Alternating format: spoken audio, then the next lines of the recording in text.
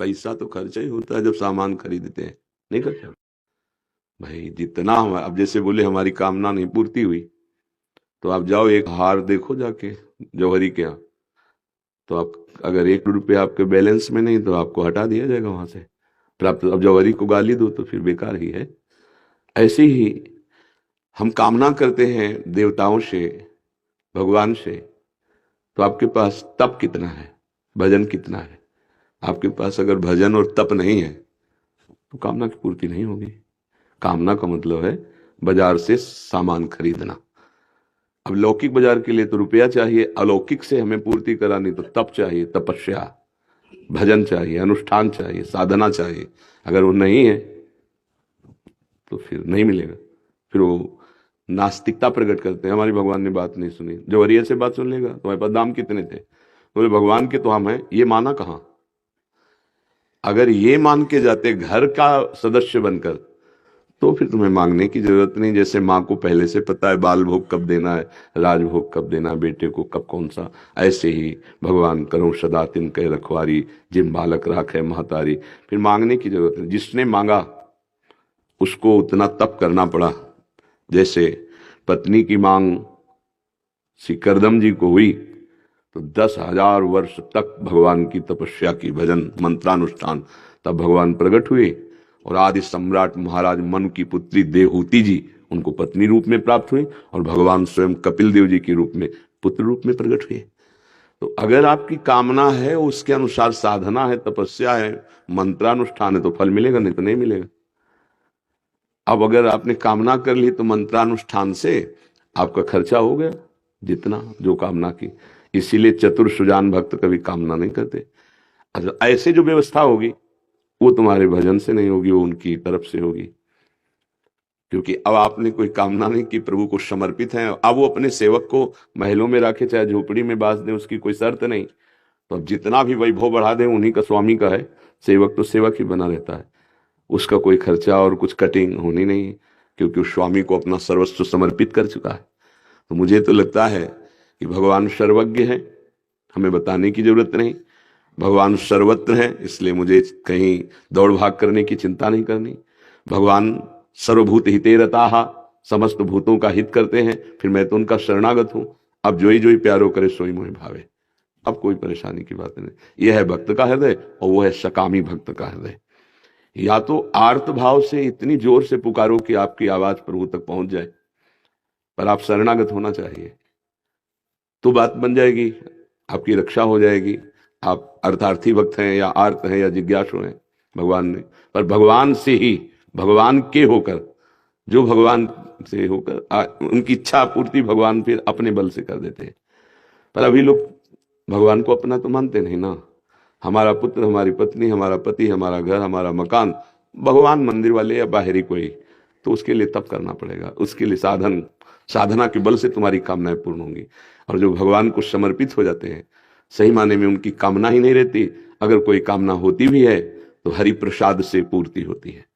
जो इच्छा करियो मन माही, तो हरि प्रसाद कछु दुर्लभ नाही। वो उसकी कामना ऐसे पूर्ण होती है जैसे माता पिता पूर्ण करते हैं। माता पिता हमारी मांग पूर्ण करते हैं तो हमको कोई उसके लिए साधना या फीस थोड़ी देनी होती।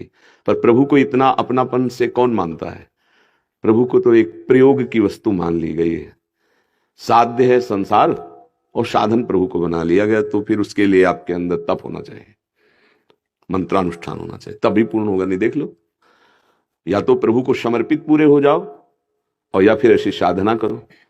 तो जो चाहोगे तप के बल से, साधना के बल से पूर्ण। अब दोनों नहीं, ना प्रभु से अपनापन है ना साधना है, तो मांगते घूमो, ऐसे कौन दे देगा?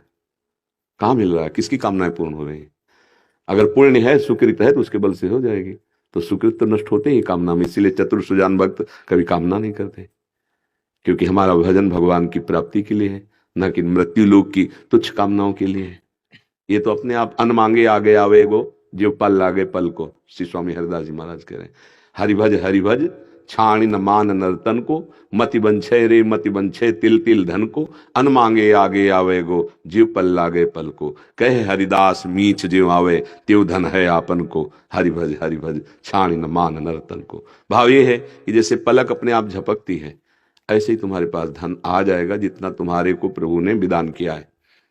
तुम तो केवल हरि भजन करो, अपने कर्तव्य का पालन करते हुए, फल की इच्छा ना रखते हुए निरंतर जो भगवत स्मरण करता है उसके योगक्षेम का वाहन स्वयं भगवान करते हैं। गीता जी में नहीं कहे अनन्यश्चिन्तयन्तो माम ये जनाः पर्युपासते तेषां नित्याभियुक्तानां योगक्षेमं वहाम्यहम्। जब अखिल भुवनों के ब्रह्मांडों के स्वामी हमारी जिम्मेवारी ले रहे हैं तो अब हमें पर्चा क्या पकड़ाना। वो सर्वज्ञ, उनको पता है जिस समय जो जरूरत होगी पूर्ण कर देंगे, पक्का समझो। इसलिए मांगना नहीं चाहिए। अगर मांगते हो तो फिर सकाम भाव वाले को अनुष्ठान करना पड़ेगा, या इतनी प्रभु में समर्पण वृत्ति हो तो फिर उसको अनुष्ठान नहीं अपनेपन से पूर्ति हो जाती। दो ही बातें हैं, प्रभु से गाढ़ अपनापन या तपस्या साधना मंत्रानुष्ठान, तब अपनी कामना की पूर्ति होती है। सच्चाई में जब भक्ति करोगे तो कामना ही समाप्त हो जाएंगी। सकल कामना हीन जे राम भगति रसलीन, सारी कामनाएं नष्ट हो जाती है। भगवान का ऐसा प्यार, ऐसा आनंद अनुभव में आता है कि फिर कुछ चाह ही नहीं रह जाती। जैसे चाहो वैसे रखो, बड़ा आनंद का विषय होता है। बेपरवाही आती है भगवान की आसक्ति, पग पग पर ऐसी संभाल करते हैं कि माँ भी नहीं कर सकती, क्योंकि माँ अल्पज्ञ है, माँ को इतना ज्ञान नहीं है, और भगवान सर्वज्ञ है। आगे क्या होने वाला है, इसको क्या चाहिए, कैसी बहुत सुंदर व्यवस्था, बहुत सुंदर जीवन, बहुत आनंद में। इसीलिए सबसे प्रार्थना करते हैं कि नाम जप करो, पापाचरण मत करो। पापाचरण करोगे तो नाम जप जो करोगे उसका प्रभाव नहीं समझ में आएगा, नाम जप में रुचि नहीं होगी। जैसे दवा खाए और परहेज न करे तो फिर कुपथ्य रोग को बढ़ा देता है। आजकल अगर कुछ शुरू भी किए नाम जप करना तो कुपथ्य नहीं छोड़ते, पापाचरण नहीं छोड़ते। व्यभिचार है, नाना प्रकार के अन्य पाप प्रवृत्तियां हैं, उनको रोकना पड़ेगा। आचरण शुद्धि, नियम निष्ठा, प्रतिज्ञा पालन, जब तक उपासक में नहीं है तब तक भजन का रंग नहीं आएगा। आचरण शुद्धि अनिवार्य है, चरित्र पवित्र होना अनिवार्य है। इस समय चरित्रहीनता की होड़ लगी हुई है, समझ पा रहे हैं आप? इस समय वर्तमान काल जो चल रहा है, आचरण को आग लगाई जा रही है, आचरणहीनता बढ़ती चली जा रही है। उसमें आचरण भ्रष्ट हो रहा है, चरित्र पवित्र हो रहा है, तुम्हारा मन मलिन हो रहा है। इससे कोई मतलब नहीं, क्योंकि विवेक नहीं है, शास्त्र स्वाध्याय नहीं, सत्संग नहीं, तो पता ही नहीं मैं क्या करने जा रहा हूं। अब ऐसा व्यक्ति नाम भी जब करेगा तो कुछ लाभ तो अनुभव में कर नहीं पाएगा, क्योंकि कुपथ्य बहुत जोर का चल रहा है। साधन तभी प्रकाशित होता है जब आचरण पवित्र होते हैं। अगर भजन और बढ़ा दे तो उसी के हृदय में जलन पैदा हो जाएगी और उसका मन फिर पाप आचरण से डरने लगेगा। जिसे भगवान का डर है, सदगुरु का डर है, वही संसार से मुक्त हो जाता है, वही निर्भय हो जाता है। यार भगवान देख रहे हैं, यार सदगुरु देख रहे हैं, वो सर्वज्ञ है, मैं कैसे ऐसा पाप कर सकता हूं, वो देख रहे हैं। जिसे गुरु का डर है, भगवान का डर है, वही आगे बढ़ पाता है। अब आज सब डर खत्म हो चुके हैं, शास्त्र स्वाध्याय नहीं है तो भगवान का डर नहीं, और गुरुजन संत जनों का आदर नहीं अंदर से, क्योंकि कुछ पाखंड से ऐसी लीलाएं हो गई जिससे संतों पर अश्रद्धा हो गई, और कुछ सीरियल ऐसे बने हैं, नौटंकी नाटक। अब वो नए बच्चे देखेंगे, घर परिवार वाले, तो क्या सोचेंगे, संत संत का मतलब ये। जब संत पर श्रद्धा नहीं, सदगुरु पर श्रद्धा नहीं, भगवान पर श्रद्धा नहीं, शास्त्र पर श्रद्धा नहीं, तो तुम्हारा जीवन क्या होगा, नर्क। देख लो क्या जीवन है। नवीन जो धर्म विरुद्ध आचरण कर रहे, नर्क में जीवन है, क्योंकि हमें पता ही नहीं कि हमें क्या करना चाहिए, क्या नहीं करना चाहिए। हम कौन से मार्ग में गिरते चले जा रहे, कौन से मार्ग में उठेंगे। इसलिए सत्संग सुनो, नाम जप करो, और भगवान से प्रार्थना करो कि मेरी एक कामना पूर्ण कर दो, कि आपको कभी भूलूं नहीं, बस सब कुछ पूर्ण हो जाएगा, इसी में सब कुछ पूर्ण हो जाएगा। जब कोई भगवान के मार्ग में चलता है तो भागवतिक व्यवस्था होती है, बड़े बड़े लोकपाल उसकी सुरक्षा में होते हैं।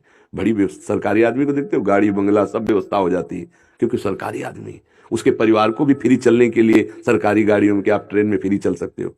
तो इतने बड़े अखिल कोटि ब्रह्मांड नायक प्रभु को जब अपना जीवन समर्पित कर दिया जाता है, तो भगवती अम्बा जो त्रिभुवन का पालन पोषण करने वाली, वो स्वयं उसकी व्यवस्था